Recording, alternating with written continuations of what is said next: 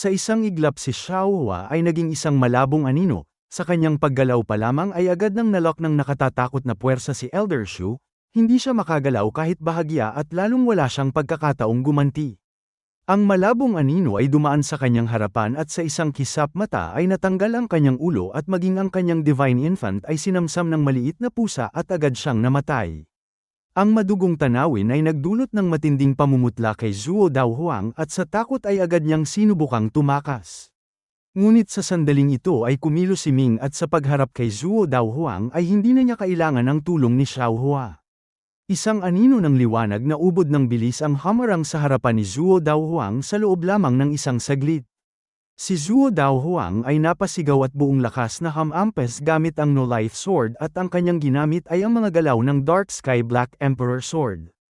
Ngunit si Ming ay matagal nang natuto ng 5 Imperial Sword Techniques at mula sa 5 Elements Sword Cannon ay nalikha niya ang 5 Elements Killing Art. Kaya sa harap ng Dark Sky Sword Technique ay basta na lamang niya itong hinarang at isang walang katulad na lakas ang sumabog. Isang matunag na tunog ang umalingaw-ngaw at ang malakas na no-life sword ay agad na pinalipad.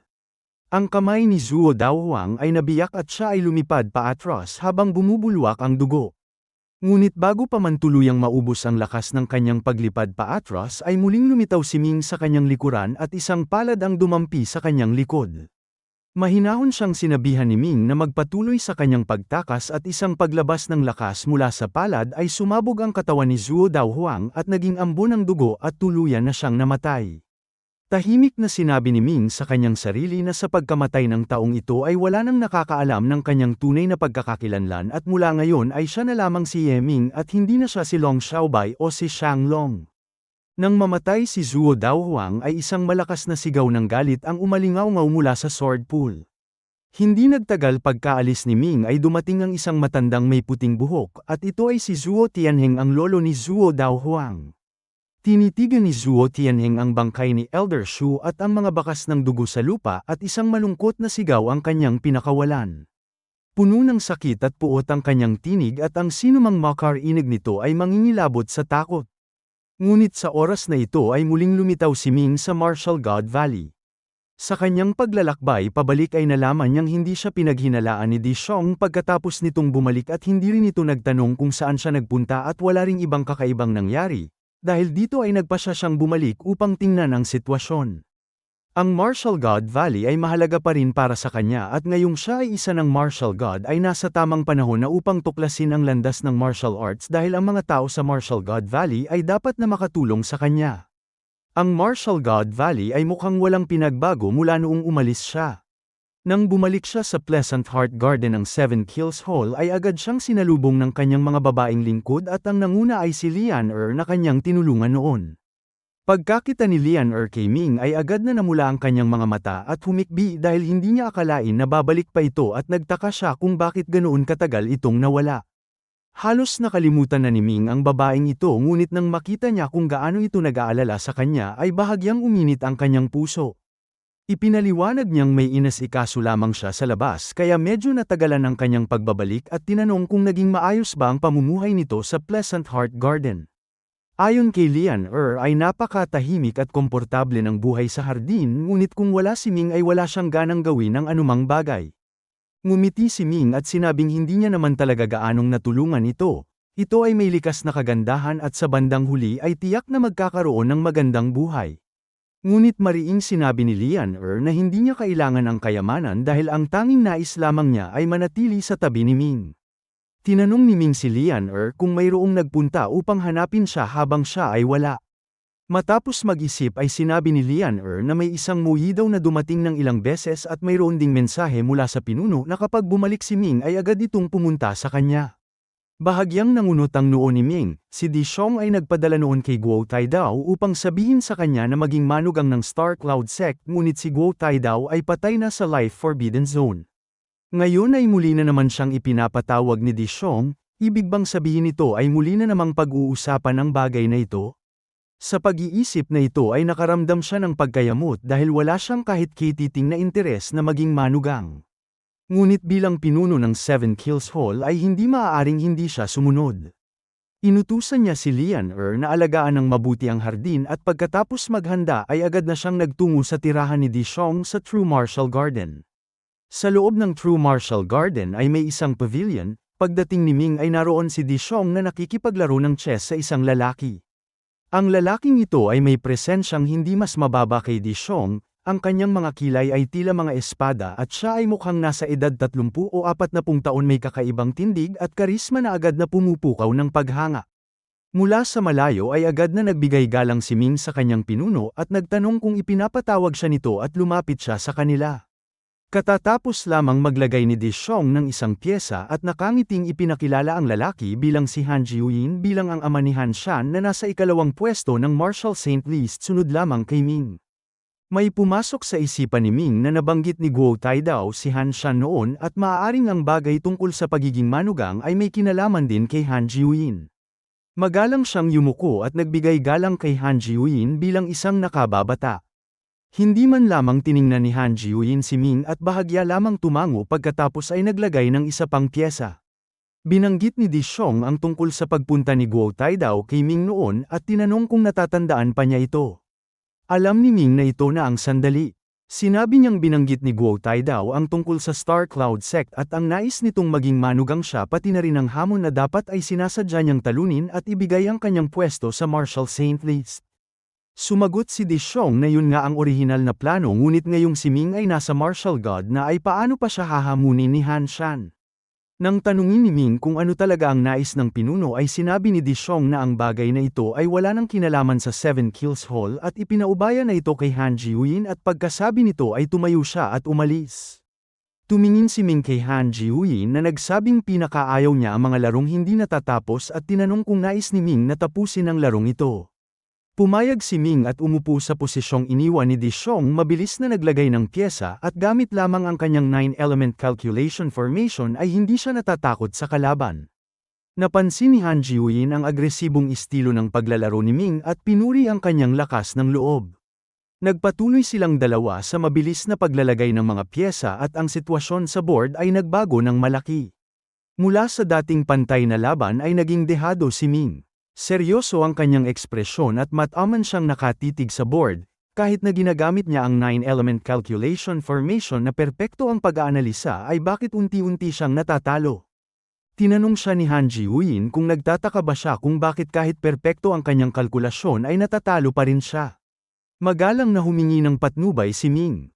Ipinaliwanag ni Han Jiuyin na sa mas mataas na antas ng chess ay hindi ang tumpak at malalim na pagkalkula ang mahalaga, kundi ang momentum, tiwala sa sarili at determinasyon. Ito ay katulad ng martial arts, gaano man kahusay ang iyong mga teknik at gaano man kalalim ang iyong mga pamamaraan, kung mahina ang iyong kalooban, walang sapat na tiwala at mahina ang iyong espiritu, kailanman ay hindi ka magiging isang tunay na martial god. Naisip ni Ming na sa halip na pag-usapan ng pangunahing bagay ay napunta sila sa usapang martial arts, ngunit ito mismo ang kanyang gusto. Sinabi niyang mayroon siyang mga katanungan na nais niyang itanong at pumayag naman si Han Jiuyin. Tinanong ni Ming kung mayroon bang malinaw at madaling landas ang martial arts na maaaring tahakin ng karaniwang tao. Umiling si Han Jiuyin at sinabing wala, dahil karamihan sa mga martial god ay ginagaya lamang ang kanilang mga nauna at kakaunti lamang ang tunay na tumatahak ng sarili nilang landas, lalo na ang lumikha ng sariling sangay. Kahit na may nakakalikha ng natatanging landas sa martial arts ay kadalasang angkop lamang ito sa kanilang sariling pagsasanay, at kung nais itong pag-aralan ng iba ay kailangan pa nilang baguhin at iangkop ito. Ito ang dahilan kung bakit kakaunti ang mga martial gods sa kasalukuyan kumpara sa mga nagsasanay ng divine path. Tinanong ni Ming kung naabot na ba ni Han Jiuyin ang pinakamataas na antas ng ikalawang yugto ng martial arts, ngunit sinabi ni Han Jiuyin na kung ganoon ang pag-iisip ay inihahambing lamang nito ang ikalawang yugto ng martial arts sa longevity realm. Ipinaliwanag niyang kapag tunay na narating na ni Ming ang yugtong iyon ay matutuklasan niyang ang tinatawag na ikalawang yugto ay talagang walang hangganan. Nang magtanong si Ming kung ano ang ibig sabihin nito ay sinabi ni Han Jiuyin na kung sasabihin niya ito ay walang mabuting maidudulot, dahil ito ay maglilimita lamang sa pag-iisip ni Ming tungkol sa martial arts. Ngunit kung talagang nais nitong malaman ay hindi rin siya tatanggi. Matapos mag-isip ay nagpasya si Ming na huwag nang ituloy ang tanong at nagpasalamat sa patnubay. Ipinaliwanag ni Han Ji-woo na ang tunay na dahilan kung bakit siya tinawag ay hindi dahil sa kanyang kagustuhan, kundi ang kanyang asawa ang nais magpadala kay Ming sa Star Cloud Sect bilang manugang. Nang tanungin ni Ming kung bakit at sinabing kahit na pumunta siya roon ay tiyak na hindi siya magugustuhan ng anak ng pinuno, sinabi ni Han Ji-woo na ang mahalaga ay pumunta lamang siya. Ang resulta ay hindi makakaapekto sa mga pakinabang na kanyang matatanggap. Ito ay isang transaksyon at kailangan lamang niyang sundin ang mga kinakailangan at kung magtagumpay man o hindi ay hindi na niya problema. Tungkol naman sa kung bakit ay sinabing hindi na niya kailangang malaman pa. Tinanong ni Ming kung maaari ba siyang tumanggi at sinabi ni Han Ji-woo na maaari naman ngunit may dahilan ba siya upang tumanggi? Kung papayag siya ay hindi lamang magkakaroon ng pagkakataong makapasok sa Star Cloud Sect kundi makakatanggap din ng kanyang patnubay na magliligtas sa kanya sa maraming maling landas at nakamamatay na pagkakamali sa martial arts. Natahimik si Ming at naisip na ang anak ng pinuno ng Star Cloud Sect ay tiyak na hindi siya magugustuhan kaya ituring na lamang itong isang paglalakbay. Pumayag siya at nagtanong kung kailangan lamang ba niyang pumunta sa Star Cloud Sect at kung may iba pa bang kahilingan. Sinabi ni Han Ji-woo na wala nang iba dahil ang kailangan lamang ay pumunta siya roon at makipagkita sa anak ng pinuno at kung hindi magtagumpay ay maaari pa rin siyang bumalik ng ligtas sa Tianyuan Continent. Pumayag si Ming ngunit humiling na manghiram ng ilang araw ng panahon ni Han Ji-woo upang pag-usapan ang kanyang mga katanungan sa martial arts at agad namang pumayag si Han Ji-woo. Kaya ang dalawa ay nanatili sa pavilion, si Ming ay nagtatanong at si Han Ji-woo ay sumasagot. Ang araw ay lumubog at sumikat muli at mabilis na lumipas ang panahon. Si Ming ay lubos na nalubog sa pagtatanong at inilabas niya ang lahat ng kanyang mga pag-aalinlangan at ang mga sagot ni Han Ji-woo ay palaging perpekto at mahiwaga na nagdulot ng biglaang kaliwanagan na parang ulap na biglang naglaho upang makita ang liwanag ng buwan. Nang matanong ni Ming ang kanyang huling katanungan ay bigla niyang naramdaman ang paglamig ng panahon at nakita niyang may yelo na sa lupa. Hindi niya namalayang lumipas na ang 49 na araw sa pavilion. Taos puso siyang nagpasalamat kay Han Ji-woo at sinabing napakarami niyang natutunan. Sinabi ni Han Ji-woo na bilang kapwa nasa landas ng martial arts ay masaya siyang makatulong at umaasa siyang mas malayo ang mararating ni Ming kaysa sa kanya. Pagkatapos ay tumayo siya at natapos na ang kanilang sesyon ng pagtatanong. Nang makaalis si Han Ji-woo ay muling lumitaw si Di Xiong at nakangiting sinabing tila pumayag na si Ming sa kondisyon ni Han Ji-woo. Sinabi ni Ming na wala siyang dahilan upang tumanggi dahil walang mawawala sa kanya at mayroon pa siyang mapapala at higit sa lahat ay hindi siya naniniwalang magugustuhan siya ng anak ng pinuno ng Star Cloud Sect na isang maliit na tao mula sa maliit na lugar. Ayon kay Di Xiong ay ang Star Cloud Sect ang nasa likod ng Martial God Valley at kung magiging manugang si Ming ng sekta ay magiging karangalan din ito para sa kanila. May sasabihin pa sana si Ming ngunit bigla niyang napansin ang isang mababaw na sugat sa kanang kilay ni Di Xiong na may bahid ng dugo kaya nagtanong siya kung nasugatan ba ito. Mahina hong sinabi ni Di Xiong na nakipaglaban siya kay Yuan Xiantian na nasa unang pwesto ng Tianyuan list ngunit hindi niya nagawang patayin ang tunay na katawan nito at nakatakas ito. Nagulat si Ming, paano makatatakas ang isang nasa ikapitong antas ng longevity realm mula kay Di Xiong na ayon sa kanyang tansya ay nasa ikasyam na antas. Malamig na tumawa si Di Xiong at sinabing ang ikapitong antas ng longevity realm ay ang lakas lamang ng clone nito. Ang totoo ay ang tunay na listahan ng kapangyarihan ay ang Martial God List. Ang Tianyuan List ay para lamang sa panlabas na anyo. Tinanong ni Ming kung bakit hindi kumilos si Di Xiong noon laban sa Devouring Parasite at Blood Ancestor sa kabila ng kanyang lakas na hindi mas mababa sa ikasyam na antas ng Longevity Realm at hinayaan na lamang nitong patayin ang mga inosenteng tao. Natahimik si Di Xiong at sinabing may utos ang Star Cloud Sect na huwag silang makialam at pagkatapos ay tiningnan niya si Ming at tinanong kung gaano kalakas ang Heavenly Dao Sect. Sumagot si Ming na wala siyang mataas na posisyon doon ngunit ang Guardian Deity at Guardian Beast ng Heavenly Dao Sect ay may lakas na hindi mas mababa sa kanya. Tumango si Di Xiong at sinabing kilala niya ang Guardian Deity na yun at talagang kahanga-hanga ito at hindi siya siguradong mananalo rito. Ang Guardian Beast naman ay narinig lamang niya ngunit hindi pa niya nakikita.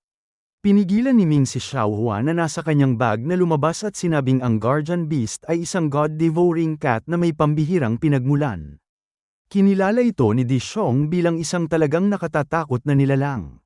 Paglabas ni Ming mula sa True Martial Garden at pagbalik sa kanyang Pleasant Heart Garden ay si Lian-er muli ang una niyang nakita. Nag-aalalang nagtanong ito kung bakit ganoon katagal ang kanyang pakikipagkita sa pinuno at sinabi lamang ni Ming na mahaba ang kanilang naging pag-uusap. Kumurap-kurap si Lian-er at sinabing narinig niyang pupunta si Ming sa Star Cloud Sect upang maging manugang. Hindi na nagulat si Ming dahil alam niyang narinig ng mga lingkod ang usapan ni Mo Yidaw at Guo Taidao noon at mahinahon niyang kinumpirma ito. Nagnguso si Lian-er at sinabing ang isang tulad ni Ming ay hindi dapat nagpapakamanugang sa iba. Natuwa si Ming sa sinabi nito at nakangiting nagtanong kung ano naman ang dapat niyang gawin. Mahigpit na kinuyam ni Lian-er ang kanyang maliit na kamao at sinabing dapat ay mariin itong tanggihan. Natawa si Ming at sinabing ang kausap ay ang anak ng pinuno ng Star Cloud Sect na may napakataas na posisyon at paano ito magkakagusto sa kanya. Ang kanyang pagpunta ay isang formalidad lamang, ngunit nagtanong si Lian-er kung paano kung magustuhan siya ng dalaga. Nakangiting sinabi ni Ming na sa mundong ito ay laging magkatugma ang antas maliban na lamang kung may problema sa pag-iisip ang anak ng pinuno ay tiyak na hindi siya magugustuhan nito. Maaaring hindi alam ni Lian-er na ang Tianyuan Continent ay isang napakahina na malaking mundo samantalang ang Star Cloud Sect ay may kontrol sa maraming sibilisasyon at sa ilalim ng bawat sibilisasyon ay maraming malalaking mundo. Kahit na pumili lamang ng isang ordinaryong mundo roon ay malamang na hindi mas mababa sa Tianyuan Continent. Nagulat si Lian-er at sinabing kung gayon ay para lamang isang maliit na tao si Ming mula sa isang maliit na bayan samantalang ang anak ng pinuno ng Star Cloud Sect ay isang prinsesa na nasa mataas na posisyon.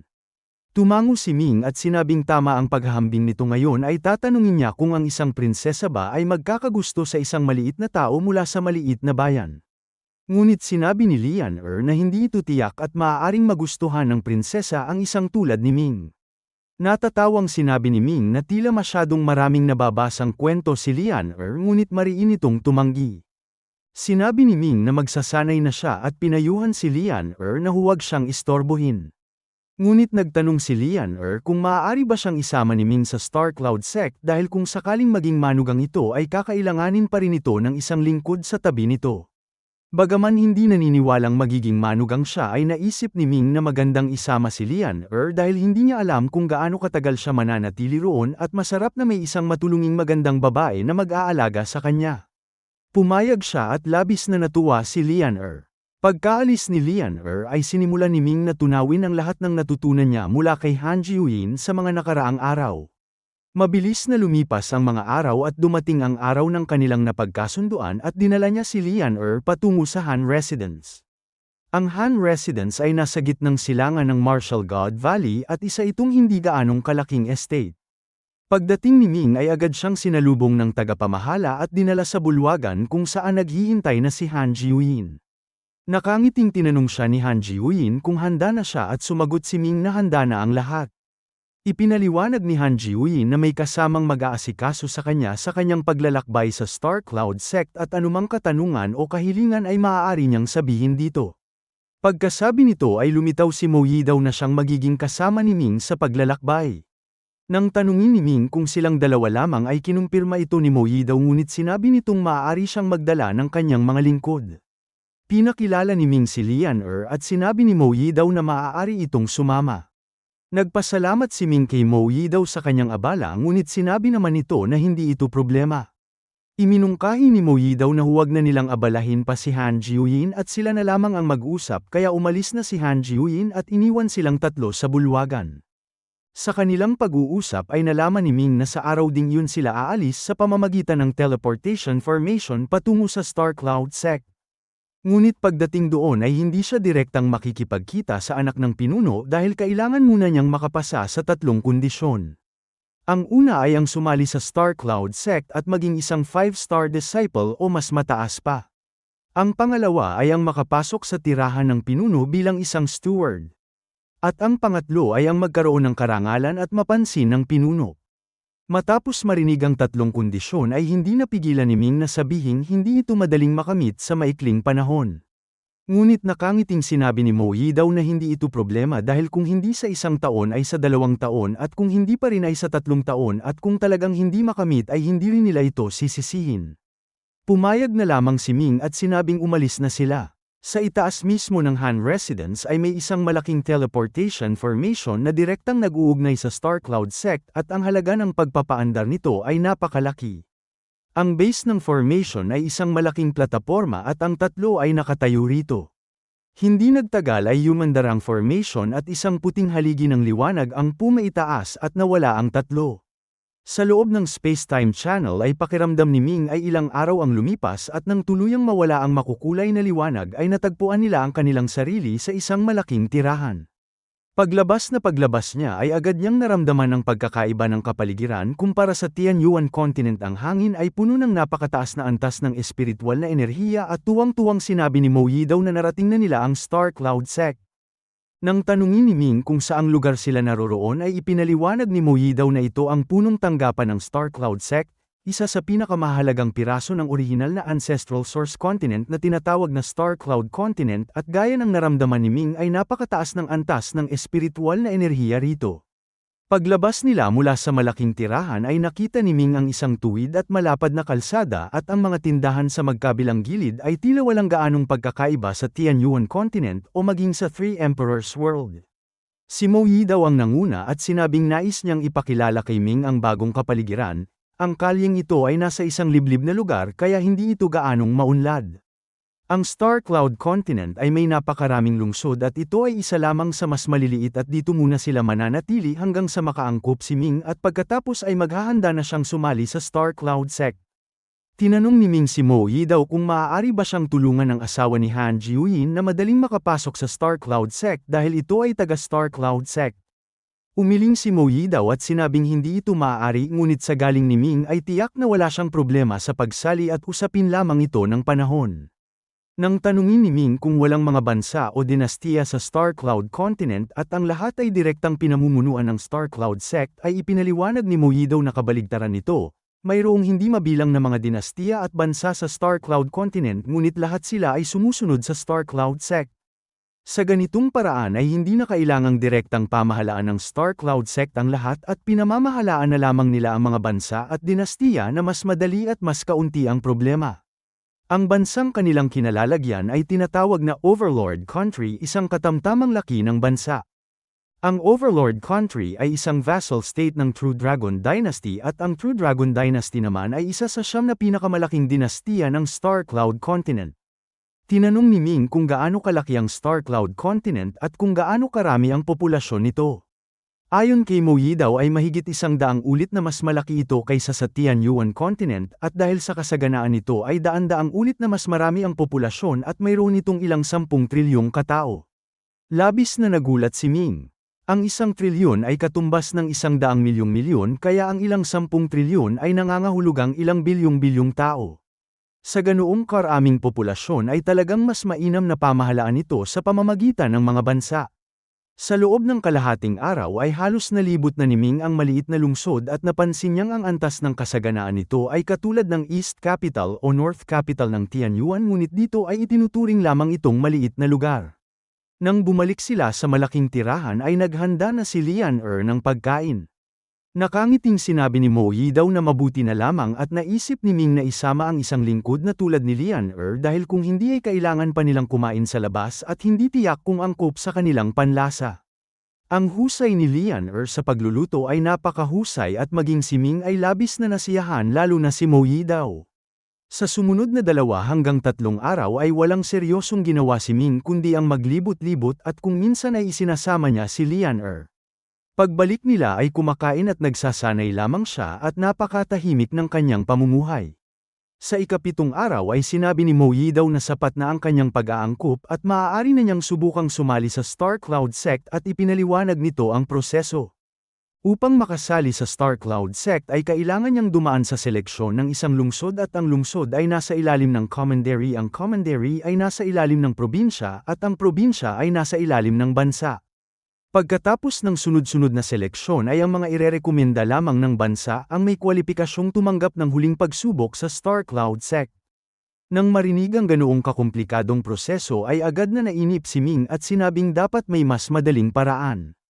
Umiling si Mo Yi daw at sinabing wala at ito lamang ang tanging paraan.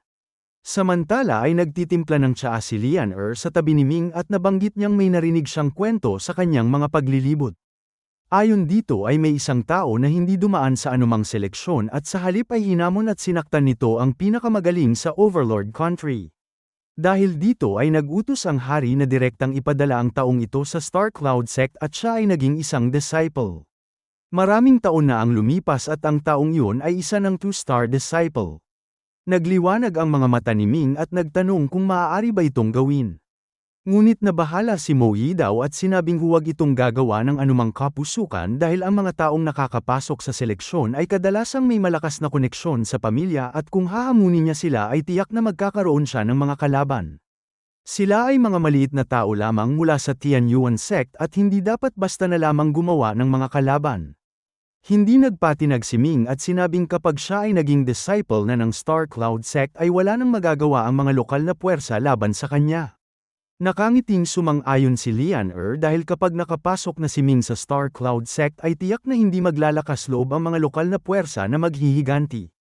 Masamang tiningnan ni Mo Yidaw si Lian at muling sinabi kay Ming na ito ay isang mapanganib na hakbang dahil sila ay mga dayuhan sa lugar na ito at kung may mangyaring masama ay hindi niya ito kayang protektahan. Ngunit mahinahong sinabi ni Ming na hindi niya kailangan ng proteksyon dahil kahit na magkaroon ng problema ay kaya niya itong lutasin ng mag-isa. Alam ni Mo Yidaw na wala ng saysay ang mang-aral pa kaya pumayag na lamang siya ngunit sinabing dapat itong planuhing mabuti upang walang maging komplikasyon. Ang mga bagong napiling kalahok ng Overlord Country ay inihayag kalahating buwan pa lamang ang nakalilipas at 50 katao sa kabuuan. Ang 50 ito ay nakaayos na ayon sa ranggo at naghihintay na lamang sa pagdating ng barko ng Star Cloud Sect upang dalhin sila sa huling pagsubok. Kapag nakapasa lamang sila sa pagsubok na ito ay saka pa lamang sila magiging tunay na mga disciple ng Star Cloud Sect. Ngunit ayon sa kaalaman ni Ming ay mula sa 50 ito ay 2 o 3 lamang ang tunay na makakapasok sa Star Cloud Sect, at kahit na makapasok man sila ay kadalasang mananatili silang one-star disciple sa buong buhay nila na walang pagkakataong umangat. Sa ngayon ay nasa courier station ng Overlord Country ang 50 kalahok na nagdaan sa sunod-sunod na seleksyon at karapat-dapat nang pumunta sa Star Cloud Sect. Sila ay nagkakasiyahan sa pag-inom at pag-uusap at napakakomportable ng kanilang kalagayan. Ang courier station ay napakaganda, may hardin, may restaurant at kumpleto sa lahat ng kagamitan dahil ang mga nananatili rito ay may pagkakataong makapasok sa Star Cloud Sect kaya hindi sila dapat pabayaan. Sa araw na yun ay naroroon din ang hari at bilang pinuno ng bansa ay napakagalang niya sa mga napiling kalahok dahil hindi niya alam kung sino sa kanila ang magiging disciple ng Star Cloud Sect sa hinaharap kaya hindi siya dapat magkulang ng paggalang. Sa handaan sa hardin ay itinaas ng hari ng Overlord Country ang kanyang tasa at malayong binati ang 50 tao at sinabing sa loob ng ilang araw ay pupunta na sila sa Star Cloud Sect kaya nais niyang lahat sila ay maging mga disciple. Mula sa 50 tao ay may isang tumayo upang sagutin ang hari. Ang taong ito ay si Tai Shenluo na nasa unang pwesto at nasa ikatlong antas ng Dharma Heaven. Nakangiting sinabi ni Tai Shenluo na kapag nakapasok sila sa Star Cloud Sect ay hindi nila malilimutan ang mainit na pagtanggap ng hari at sinagot ito ng hari na ito ay natural lamang. Nang malapit na silang uminom ay biglang may isang tinig na nagtanong kung sino sa kanila ang nasa unang pwesto. Lahat ng mata ay napunta sa pinagmulan ng tinig, sa labas ng handaan ay may isang kabataang lalaki na nakangiting pumasok at ito ay walang iba kundi si Ming. Isang gwardya ang sumugod upang hulihin si Ming at tinanong kung sino siya. Ang gwardyang ito ay personal na tagapagtanggol ng hari at nasa ikapitong antas ng Dharma Heaven ngunit bago pa man siya makalapit ay pinalipad na siya ng isang palad ni Ming. Nagulat ang ibang mga gwardya at handa na sanang sumugod ngunit ang hari na nakakita na ng maraming malalaking sitwasyon ay nanatiling kalmado at magalang na nagtanong kung sino si Ming at ano ang kanyang sadya. Tumawa ng malakas si Ming at magalang na bumati sa hari dahil matagal na raw niyang naririnig na ang hari ay mabuti sa mga talentadong tao at ngayon ay nakikita niyang totoo ito. Ipinakilala niya ang kanyang sarili bilang si Yeming at sinabing narinig niyang may 50 tao rito na malapit nang pumunta sa Star Cloud Sect para sa pagsubok at siya ay naglalakas loob na hamunin ang nasa unang pwesto. Agad na nagkagulo ang mga tao at sinabing napakayabang nito, hindi alam ang tunay na kalagayan at tila sawa na sa buhay. Ngunit ang kanilang mga pangungutya ay halatang hindi natural dahil alam nilang ang gwardyang nasa ikapitong antas ng Dharma Heaven ay pinalipad lamang ng isang palad kaya gaano nga ba kalakas ang taong ito. Marami sa kanila ang patuloy na nagsasalita ng masama ngunit walang sino man ang nangahas na lumapit kay Ming at sa halip ay ibinaling nila ang kanilang tingin kay Tai Shenluo. Madilim ang mukha ni Tai Shenluo at sinabi niyang siya ang nasa unang pwesto at nagtanong kung hinahamon ba siya ni Ming at alam ba nitong ang mga humahamon sa kanya ay laging nauuwi sa kamatayan. Ngunit sinabi ni Ming na ayos lamang yon dahil hindi siya mamamatay at bago sila magsimula ay humingi siya ng paumanhin dahil ayaw niyang dumaan sa sunod-sunod na pagsubok upang makarating doon dahil napakahirap nito kaya wala siyang ibang pagpipilian kundi ang hamunin siya. Kapag natalo niya ito ay tiyak na magkakaroon siya ng kwalipikasyong pumunta sa Star Cloud Sect.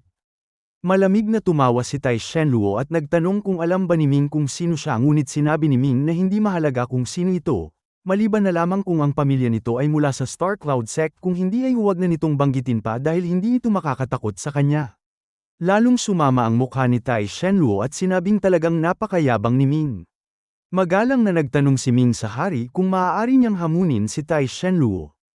Ang haring ito ay minsan ang nagbigay ng eksepsyon sa isang taong humamon sa unang pwesto at pinayagan itong sumali sa Star Cloud Sect at napatunayang maganda ang naging resulta nito dahil ang taong yun ay isa ng 2-star disciple at ayon sa mga ulat ay may pagkakataon pa itong maging 3-star disciple sa hinaharap. Ang posisyon ng isang 3-star disciple ay napakataas na kahit sa ang lugar ito pumunta ay personal itong sasalubungin ng lokal na hari at mainit na tatanggapin. Nakangiting sinabi ng hari na maaari niyang hamunin dahil bilang nasa unang pwesto ay hindi dapat matakot si Tai Shenluo sa anumang hamon at agad niyang pinayagan ito. Hindi mapalagay si Tai Shenluo ngunit wala siyang masabi dahil ang kanyang pagiging unang pwesto ay may bahid ng pandaraya at ang kanyang tunay na lakas ay nasa ikalawa o ikatlong pwesto lamang. Ang tunay na pinakamalakas ay may mas mababang katayuan sa pamilya kaysa sa kanya kaya napilitan itong magparaya at pansamantalang magpakumbaba ngunit syempre ay binigyan din niya ito ng sapat na kabayaran dahil kung hindi ay hindi nito gugustuhing manatili sa ikalawang pwesto. Nang makita ni Ming na pumayag ang hari ay nakangiti niyang hiniling kay Tai Shenluo na magbigay ng leksyon at bigla siyang sumuntok.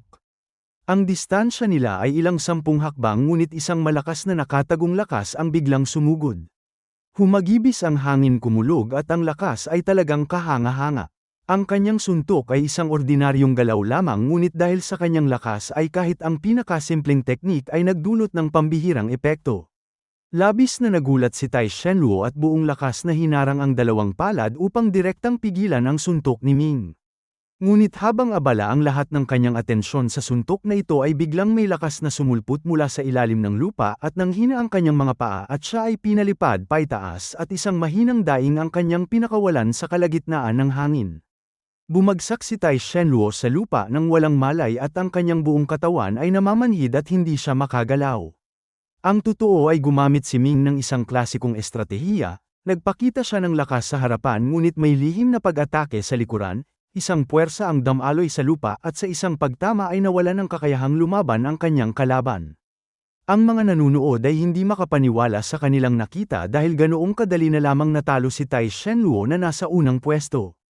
Matapos mabawi ang kanyang pagkagulat ay tumawa ng malakas ang hari at sinabing talagang kahanga-hanga si Ming at hindi nakapagtatakang naglakas loob itong hamunin ang unang pwesto. Inihayag niyang ang dating ika-50 pwesto ay mawawala ng kwalipikasyon at si Ming ang papalit dito. Mula sa karamihan ay may isang taong biglang umiyak ng malakas, ito ay ang dating nasa ika-50 pwesto. Dahil sa pagpasok ni Ming at ang limitasyon ay 50 tao lamang natural na siya ang nawalan ng kwalipikasyon at paano siya hindi malulungkot. Matagal bago nakabawi si Tai Shenluo at wala siyang ibang nagawa kundi ang masamang tingnan si Ming at hindi na siya ng ahas na hamunin itong muli. Bilang siya mismo ang nakaranas nito ay alam niya ang tunay na lakas ni Ming at maaaring hindi pa nito ipinakita ang tunay nitong kakayahan kung hindi ay patay na siya ngayon. Sa pinakamababa ay tiyak na hindi niya kayang talunin sa isang galaw lamang ang gwardya ng hari na nasa ika-7 antas ng Dharma Heaven. Muling nagdaos ng handaan ang hari upang ipagdiwang ang pagdating ni Ming at ang mga taong nangutya sa kanya kanina ay sunod-sunod na lumapit upang magbigay galang. Hindi gusto ni Ming ang ganitong uri ng pakikisalamuha lalo na't alam niyang wala itong tunay na halaga. Kaya matapos uminom ng ilang tasa ng alak ay tumabi na lamang siya at naupo upang magnilay. Hindi siya pinilit ng hari at di nagtagal ay natapos ang handaan at bumalik na ito sa palasyo. Kinabukasan ay lumipat din sina Lian at Mo Yido sa courier station. Makalipas ang isa pang araw ay sa wakas ay dumating na ang barko ng Star Cloud Sect at agad na nakita ni Ming na ito ay isang 8-star warship, isang bagay na labis na ikinagulat niya. Para lamang sa pagsundo sa mga kalahok ng pagsubok ay nagpadala sila ng 8-star warship at gaano nga ba kayaman ang Star Cloud Sect? Nang dumating ang barko ay naghihintay na ang hari at agad itong sumakay upang salubungin ang mga dumating samantalang si Ming at ang iba pa ay nanatili sa ibaba. Makalipas ang kalahating oras ay bumaba ang hari at nakangiting sinabi sa lahat na naibigay na ang listahan ng mga pangalan sa itaas at maaari na silang sumakay. Nagpaalam ang lahat sa hari at dinala ang kanilang mga pamilya at lingkod patungo sa 8-star warship. Ang loob ng barko ay napakaluwang kaya nagsiksikan doon ang mga taong galing sa iba't ibang bansa. Isang malaking karamihan na may bilang na ilang 10,000 at sa dami ng tao ay agad na nawala si Ming sa karamihan. Walang upuan sa loob ng barko kaya marami ang nakatayo lamang at mas marami ang basta na lamang naupo sa sahig. Dahil mahaba ang paglalakbay at marami pang bansang kailangang daanan bago makabalik sa Star Cloud Sect ay aabutin ito ng hindi bababa sa kalahating buwan. Ang mga pinakaunang sumakay ay mahigit 1 buwan nang nasa barko at lubhang nainip na. Marahil dahil sa pagkabagot ay makikita ang mga grupo-grupo ng tao na nag-uusap, nagsusugal at may iba pang labis na nainip na nakikipagbunong braso lamang upang magpalipas ng oras. Umupo ang grupo ni Ming at hindi nagtagal ay may lumapit na isang tao at nagtanong kung silang lahat ay mula sa Overlord Country. Ang taong ito ay malaki ang pangangatawan at may mabagsik na hitsura at isang tingin pa lamang ay alam nang hindi ito basta-basta. Magalang na sumagot si Tai Shenluo na sila ay mula sa Overlord Country at nagtanong kung saan galing ang kausap. Masamang ngumiti ang tao at sinabing sila ay mula sa Xiangyu Country. Nang marinig ito ay agad na nagbago ang mukha ni Tai Shenluo dahil ang Xiangyu Country at Overlord Country ay magkalaban sa loob ng mahabang panahon, magkalapit na bansa na madalas magkaroon ng alitan at maging ng digmaan. Bagaman maliliit na labanan lamang ito ay sapat na upang magkaroon ng matinding galit ang dalawang bansa sa isa't isa at kapag nagkita ang mga taga-Overlord Country at taga-Xiangyu Country sa ibang bansa ay kadalasang nag-aaway sila. Tiningnan ng tao si Tai Shenluo at mapanuyang sinabi kung iyan lamang ba ang 50 basura na napili ng Overlord Country. Hindi naman talaga interesado si Ming na pansinin ng taong ito, ngunit nang marinig niyang tinawag silang basura ay hindi niya ito nagustuhan. Hinarap niya ito at sinabing tila may dumi sa bibig nito at napakabaho ng pananalita nito kaya dapat itong lumayo. Nagulat ang tao at biglang nagalit at nagbantang papatayin si Ming. Ngunit sinabi ni Ming na hinahanap niya ito at ngayon ay natagpuan niya at kung ito ay dumi pala ay kakaiba ito dahil nagsasalita ito. Labis na nagalit ang tao at humakbang ng malakas na yumanig ang sahig ng barko. Isang malakas na hangin ang biglang dumating at sa hindi malamang paraan ay isang itim na kuko ang biglang sumalakay mula sa likuran ni Ming. Ngunit hindi man lamang lumingon si Ming at sa isang hampas ng kanyang palad ay agad na naging itim na usok ang kuko. Ang taong nanakit ay napasigaw sa sakit dahil ang kanyang kaliwang kamay ay tuluyang sumabog at ang dugo at laman ay tumilamsik sa mga mukha at ulo ng mga nasa paligid. Biglang may isang kabataang lalaki na nakasuot ng puting damit ang lumapit at malakas na nagtanong kung sino ang naglakas loob na makipag-away dito at ang kanyang tingin ay bumagsak sa tao at kay Ming.